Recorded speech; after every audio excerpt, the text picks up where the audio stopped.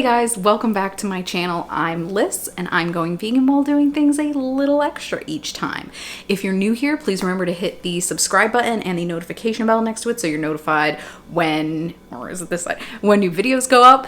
And yeah, so today, because the holiday season is upon us, I think it's still a little too early to be planning out like full-blown meals, but I think it's, you know, I'm already starting to brainstorm like little side dishes that are possible and like other little accompaniments. So what we're going to focus on today is that. And we're going to start, I think there's no other better way to start than with gravy, because it's something you don't really have to think about. You can store it in the fridge or freezer when you're done making it. And it's so easy and it's good on everything. So there's really no thought process involved because you can just whip it up, have it, and it's good to go on literally anything. So even if you make something that's missing a sauce, check, doesn't matter, you have your gravy. And it's good on potatoes, it's good on vegetables, it's good as like a little dipping sauce. It would be good for a pot pie. So yeah, let's get into it.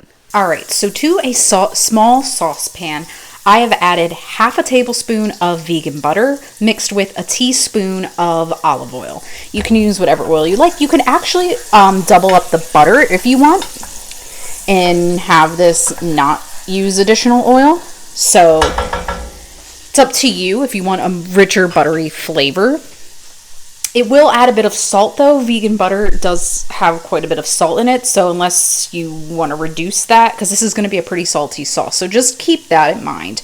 But yeah, we just kind of want to start cooking our onions, have them wilt a little bit, and then we're going to add flour to make our roux.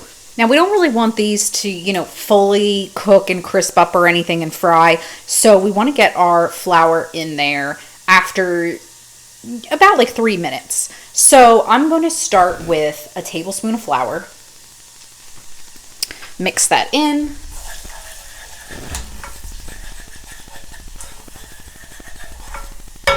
And that's okay, but we really want this to look like wet sand. So I'm going to add another tablespoon.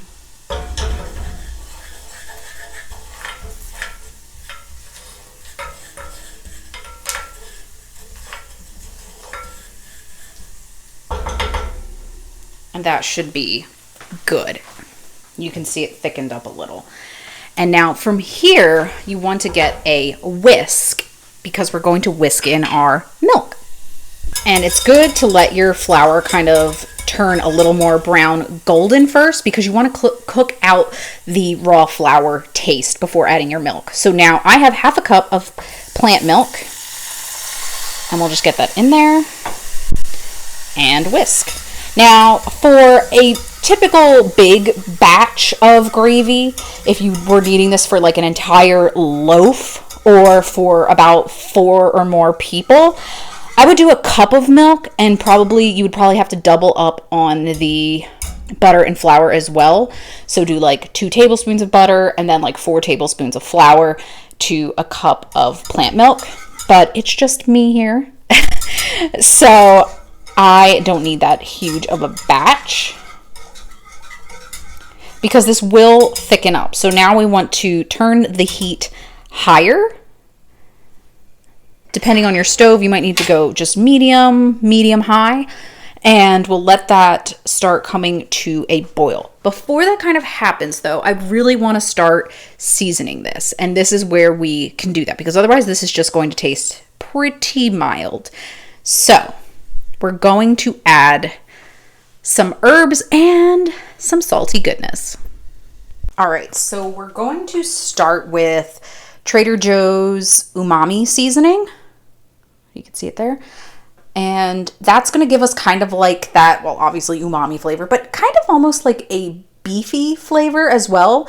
Now, I will say that this gravy is good for vegan beef or vegan chicken. You'll see why. So yeah, we're going to add a good bit of that, a teaspoon, pinch of salt,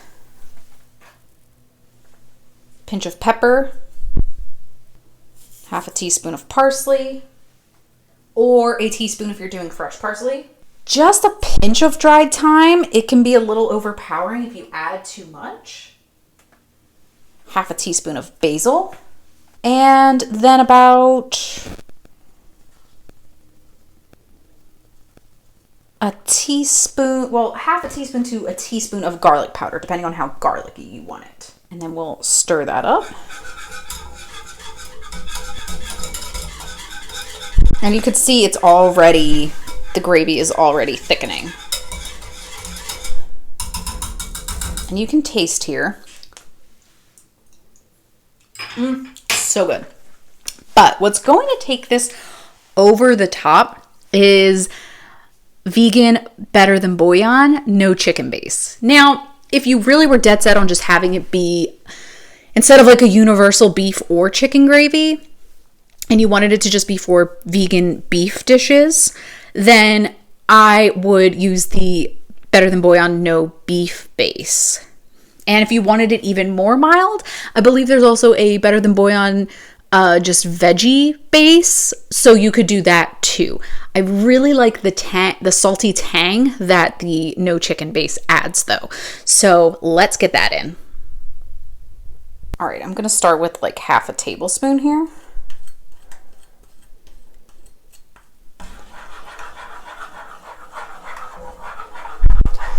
And again, with the better than bouillon, because it's salty, I cannot emphasize that enough. You want to start with that half a tablespoon first and then go from there, because you'll have to add more milk and create a greater volume of gravy if it ends up being too salty. All right, now we can taste.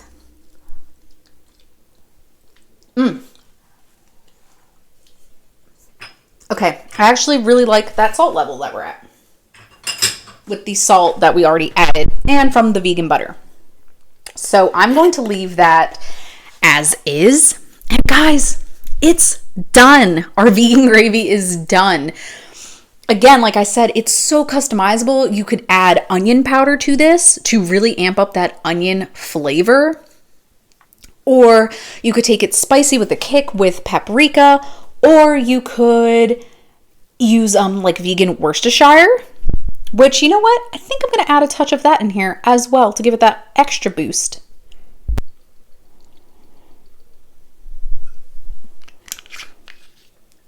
You really don't need to go crazy with the Worcestershire sauce. Because again, that also adds like a salty funk to it. So just get that stirred in and then see. Hopefully this doesn't make it too salty. I don't think it will. No. So good. And the vegan Worcestershire will work so well if you use the better than bouillon no beef base. So yeah, let's get this golden goodness plated.